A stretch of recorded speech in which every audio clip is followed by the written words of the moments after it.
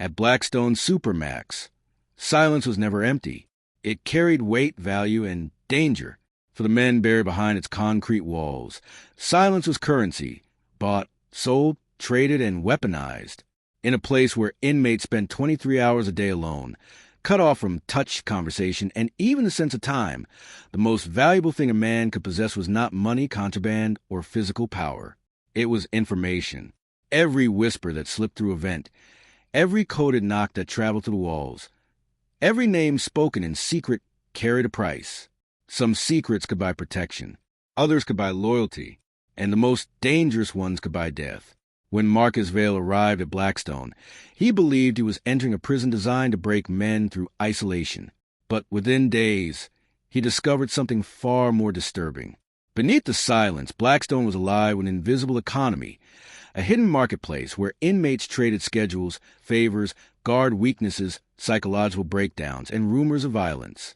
Here, knowledge moved faster than any human being ever could. Marcus had no idea that his arrival had already changed the balance of power inside the prison. Before the week was over, he would become the most valuable man in Blackstone, not because of who he was, but because of what others believed he knew.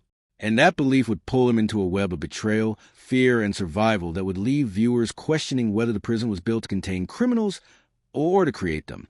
Before this story gets darker, if you love crime and prison documentaries built like real cinematic thrillers, make sure you subscribe now, because what happens inside Blackstone only gets more intense from here.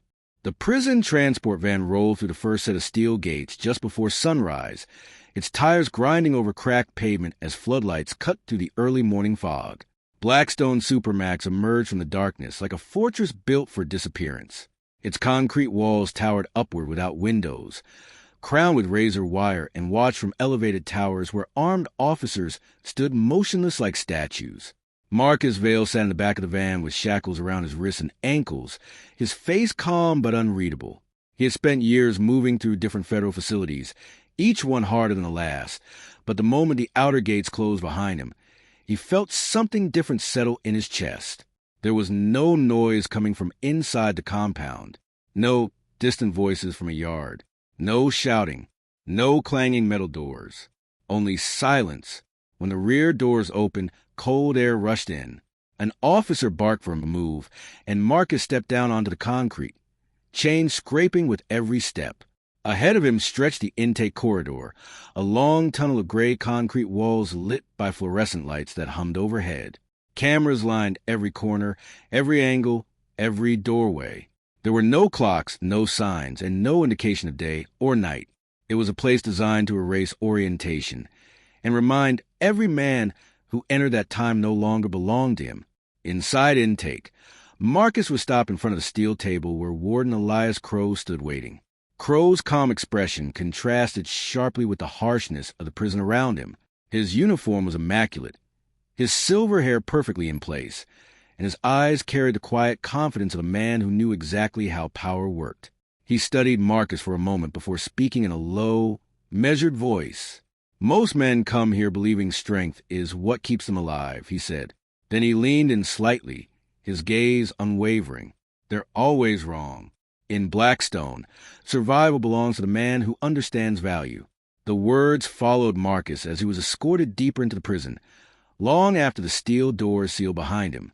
Marcus's cell was a narrow concrete box, stripped of everything except necessity. A concrete bed extended from one wall. A matching slab served as a desk. In the corner sat a stainless steel toilet bolted into the floor. High above eye level, a slit window allowed in a thin blade of cold light that never seemed strong enough to reveal whether it was morning or evening. The door slammed shut behind him with a metallic force that echoed down the corridor. Then came the silence. At first, it felt expected, but as the minutes passed, the silence began to feel alive. It pressed against him from every direction, thick and unnatural, as though the prison itself was listening. Marcus sat on the edge of the bed, letting his eyes move slowly across the room, studying every crack and shadow. Then he heard it. 3 slow knocks. A pause. 2 fast knocks. Another pause. 1 final tap.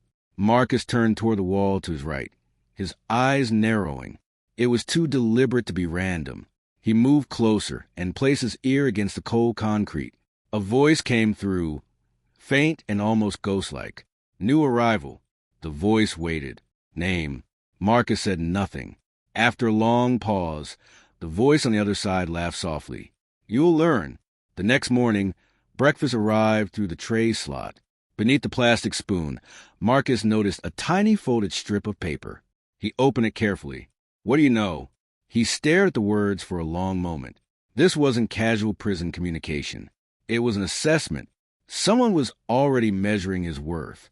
In Blackstone, information was the only thing that could move freely through isolation, and someone wanted to know what Marcus had brought with him. By the third day, Marcus began to understand that Blackstone operated on a system far more sophisticated than violence alone. Every corridor had its own coded knock sequences. Every guard had a reputation, a weakness, or a price. Every inmate had something to trade, even without ever leaving their cell. There were no cigarettes changing hands, no visible contraband, no physical exchanges. Instead, the prison ran on knowledge. One inmate traded staff schedules and shift rotations. Another traded information about transfer lists and legal correspondence. One man, known only by the name Holloway, specialized in identifying inmates close to psychological collapse, men whose minds had begun to fracture under the pressure of isolation. That information was incredibly valuable because broken men could be manipulated, threatened, or recruited. Marcus quickly realized that inside Blackstone, a single piece of accurate information could buy protection for weeks. Then, during medication rounds, something happened that changed everything. Officer Reynolds stopped outside Marcus's cell, expression blank, movements practiced. But as he slid the tray through the slot, Marcus noticed a folded piece of paper concealed between the fingers of his left hand. It slipped to the floor just inside the door. Marcus waited until the footsteps disappeared before picking it up. Someone inside wants you dead before Friday. He read the sentence twice, his pulse slowing rather than rising. This was bigger than prison politics. Someone believed Marcus possessed something worth killing for, and in a place where secrets were currency, that made him one of the richest men in Blackstone. For the next 2 days, Marcus replayed every conversation and memory that had led him here. He thought back to Redwater Federal, to the man who had once shared his cell, Leon Graves. Graves had disappeared 6 months earlier under mysterious circumstances after rumors spread that he had stolen evidence tied to corruption involving prison officials and outside contractors. Marcus had been the last known inmate seen speaking with him. Now the pieces began to fit together. Someone inside Blackstone believed Marcus knew where that evidence was hidden, and because of that belief, he had unknowingly entered the prison carrying the most valuable commodity imaginable, a secret. That night, the coded knocking returned. But this time, it came from more than one direction.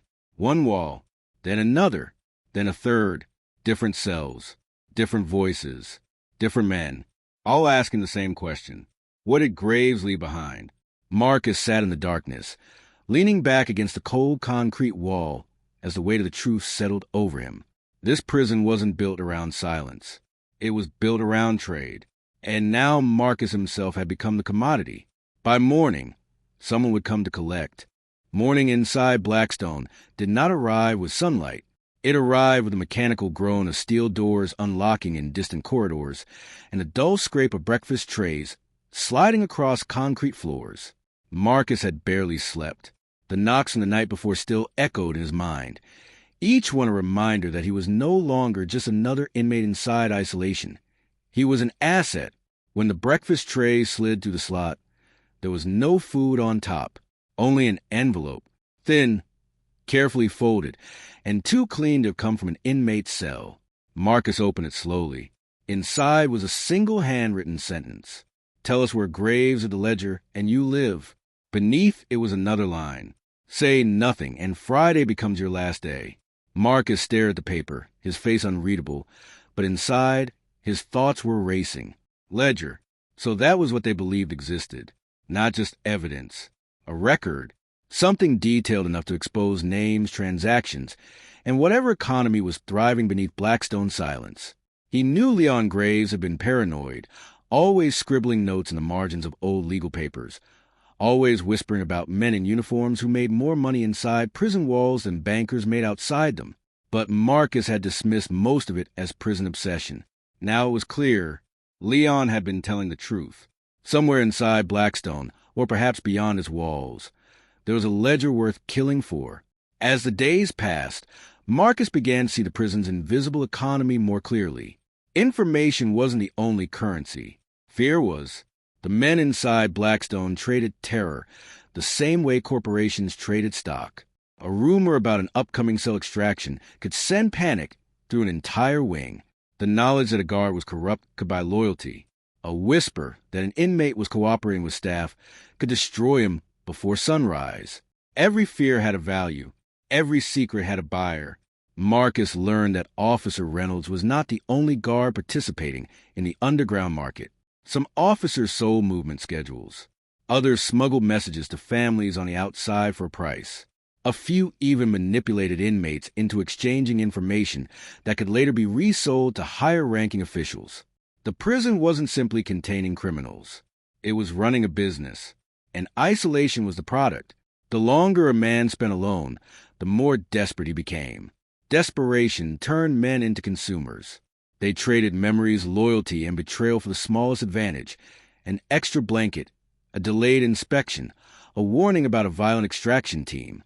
Blackstone had created an economy built on deprivation, and somewhere at the center of it, Marcus suspected Warden Crow was watching everything. That night, a new voice came through the concrete. Unlike the others, it was calm, older, measured. Marcus. He froze. This voice knew his name. Leon told me about you. Marcus moved closer to the wall, lowering his voice. Who are you? A pause. Then the answer came. Holloway. The same name he had heard whispered in coded knocks. The broker. The man who supposedly traded in psychological profiles and prison rumors. You need to understand what Graves found, Holloway said.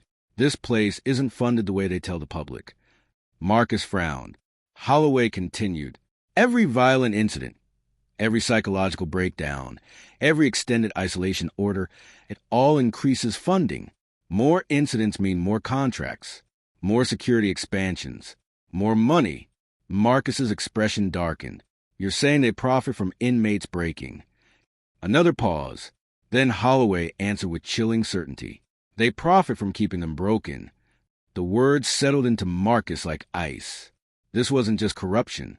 It was a machine that turned human suffering into revenue. And Leon Graves had found the proof. If this story is pulling you in, subscribe right now. Because the deeper Marcus goes into Blackstone's hidden economy, the darker the truth becomes, and the twist ahead changes everything. By Thursday night, the entire wing felt different. Even through the silence, Marcus could sense movement. More footsteps in the corridor. More pauses outside his cell. More coded knocks from distant walls. Friday was approaching, and someone meant to collect on the threat. Just after lights out, Officer Reynolds stopped outside Marcus's door. He didn't speak at first. Then, in a voice barely above a whisper, he said, "They think you know where the ledger is." Marcus stepped closer. "I don't." Reynolds looked down the corridor before continuing. "That doesn't matter." Then he slid a folded paper through the tray slot. Marcus opened it. Inside was a map, not of the prison, of the old service tunnels beneath it. A section was circled in red. Archive Room C. Marcus looked up. Reynolds' expression had changed. For the first time, there was fear in it. "Graves, it's something there," he whispered. "And Crow knows you're going after it." Before Marcus could respond, the officer walked away. The corridor fell silent again. But now Marcus understood. Friday wasn't just a deadline. It was a trap, and somewhere beneath Blackstone, the truth about its hidden economy was waiting. At exactly 2:13 a.m., Marcus's cell door clicked open. He stared at it in disbelief. Cell doors did not open by accident in Blackstone. Someone had arranged this. He stepped into the corridor cautiously, every nerve alert. The prison was silent, the kind of silence that felt staged. As he followed Reynolds' map toward the maintenance stairwell, a thought kept repeating in his mind. What if Leon Graves never disappeared? What if he had been hidden? The service tunnels beneath Blackstone smelled of rust, mold, and damp concrete. Emergency lights flickered weakly overhead as Marcus moved deeper underground. Then he found the room. Archive Room C. The steel door was slightly ajar. Inside, stacks of old files lined rusted shelves. At the center of the room sat a single metal desk, and on that desk was a ledger. Marcus stepped forward slowly, his hand reaching for it. Then a voice came from the darkness behind him. "I knew you'd come." Marcus turned. Warden Crow stepped into the light, calm, composed, smiling, and behind him stood Officer Reynolds, with a gun pointed directly at Marcus. The dim emergency light flickered across the underground archive room, casting long shadows against the shelves of dust-covered files. Marcus stood frozen, one hand inches from the ledger, as Warden Crow stepped fully into the light. His expression was calm, almost amused, as if this moment had been carefully arranged long before Marcus ever arrived at Blackstone. Officer Reynolds remained behind him, the gun steady in his hand, aimed directly at Marcus's chest. For a moment, no one spoke. Then Crow broke the silence. "I was beginning to wonder how long it would take," he said, his voice smooth and controlled. Leon Graves was smarter than most men who come through these walls. Smart enough to understand what Blackstone truly is, but not smart enough to survive what he learned. Marcus's eyes shifted between Crow and the ledger on the desk. "So it's true," he said quietly. "This prison profits from keeping men broken." Crow smiled, but there was no warmth in it. "You say that like it's some kind of revelation," he replied. "Every institution profits from what it controls. Here, we control fear, isolation, and desperation. The more unstable the inmates become, the more funding flows in. More incidents justify more security contracts, more mental health budgets, more expansion. Blackstone is not a prison, Marcus. It's an enterprise." The words hit with a cold force. Everything Leon had feared was real. The breakdowns, the violence, the endless solitary confinement. It wasn't failure. It was business. Marcus looked at Reynolds, searching his face for something human. Instead, what he saw was conflict, fear, and guilt. Crow noticed it too.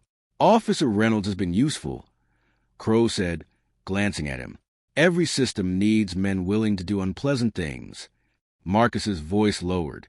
"Did you kill Graves?" Crow's eyes narrowed. "No," he said, "but I made sure everyone believed he disappeared." The room went silent. Then, from somewhere deeper in the tunnel, a voice echoed through the darkness. "You should have finished the job." Crow turned sharply. Marcus's eyes widened. From the shadows at the far end of the archive room, a figure stepped forward, thin, older, bearded, but unmistakable. Leon Graves, alive. For a moment, time seemed to stop. Marcus stared at Leon in disbelief, the weight of the last 6 months collapsing in on itself. Crow's calm facade cracked for the first time. Reynolds' grip on the gun tightened. Leon moved slowly into the light, his face worn by months of hiding inside the forgotten service tunnels beneath the prison. "You thought you buried me in silence," Leon said, his voice rough but steady. "But silence is where truth survives." Crow's expression hardened. "You should have stayed hidden." Leon laughed bitterly. "No," he said, "you should have." Then he looked at Marcus. "The ledger on that desk is fake." Marcus turned sharply toward the book. "Crow's Trap. Of course." Leon reached into the inside lining of his prison jacket and pulled out a thin waterproof packet. "This is the real ledger," he said. "Every contract, every falsified psychological report, every extended isolation order signed to increase federal funding, every payment routed through private contractors." Marcus took the packet, his heart pounding. This was more than proof. It was a blueprint of Blackstone's corruption. Crow took a step forward. "Give it to me?" But before anyone could move, Reynolds lowered the gun. Crow turned slowly. "What are you doing?" Reynolds' voice shook. "Ending this." For the first time, the balance of power shifted. The man Crow had used as an instrument was now pointing the weapon at him. Crow's eyes darkened. "You think this changes anything?" he said coldly. "This place survives because the world needs it." Leon stepped closer. "No," he said. It survives because people like you make suffering profitable. The alarm erupted seconds later. A deafening mechanical siren tore through the underground tunnels as emergency lights began flashing red across the walls. Crow lunged. Reynolds fired. The shot echoed like thunder through the archive room. Crow staggered backward, clutching his shoulder as Marcus and Leon ran toward the maintenance stairwell. Boots thundered above them. The prison was waking up. But now, for the first time, the silence had been broken. As they emerged into the service corridor, Reynolds shouted for them to go. "I'll hold them off." Marcus hesitated. Reynolds met his eyes. They already took enough from this place. Don't let them take the truth, too. Then the officer turned back toward the tunnel as armed response teams flooded the underground. Marcus and Leon pushed upward to the maintenance exit and into the pre-dawn cold beyond the inner perimeter. For the first time, Blackstone's walls stood behind them, not as protection, but as a monument to everything hidden inside. Within 48 hours, the ledger's contents exploded across national news. Private prison contractors, corrupt officials, fabricated mental health reports, incentives tied directly to inmate psychological decline. Blackstone became the center of a national scandal. The prison was shut down pending federal investigation. Warden Elias Crow was arrested, and the world finally saw what had been built behind those walls. A business of silence, a marketplace of suffering, an economy built on broken minds. Months later, Marcus stood outside a small apartment building, watching the city move around him. Cars, voices, freedom. The sounds felt almost unreal after so much silence. Leon stood beside him, holding the recovered ledger files that had changed everything. Marcus looked up at the skyline, but his thoughts remained trapped in Blackstone's corridors, because the truth haunted him. Blackstone had been exposed, but it was never the only one. There were other prisons, other walls, other systems profiting in silence. And somewhere behind another steel door, another man was probably hearing the first coded knock against concrete, still being traded, still being broken, still being priced. Marcus turned away slowly, because some prisons never really let you leave. And that is a hidden economy that thrived behind Blackstone's walls, a world where silence was currency, fear was profit, and men became commodities. If this story kept you locked in until the end, subscribe now for more intense prison and crime documentaries inspired by the darkest realities hidden behind closed doors. And let me know in the comments, would you survive 1 week inside Blackstone? Because in places like this, the most dangerous thing a man can own is the truth.